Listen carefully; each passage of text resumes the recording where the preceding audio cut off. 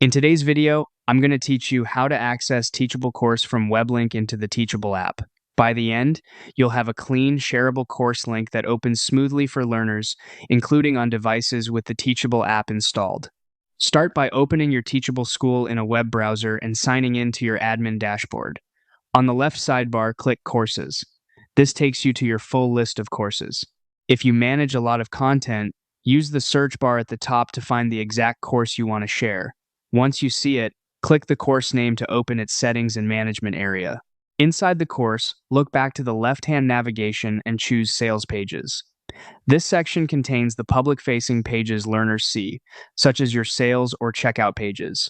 Find the specific page you plan to share. If you have multiple variants, pick the one that's published and currently in use so your link stays accurate. Hover over that page and click the three dots to open the options menu, then select Copy URL Link. Teachable copies the full, shareable web link to your clipboard instantly.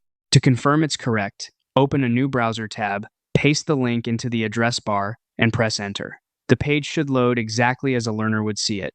Depending on your course settings, it may display the sales content, prompt for login, or take visitors directly to checkout, all of which is expected behavior based on your configuration. With the link verified, you're all set.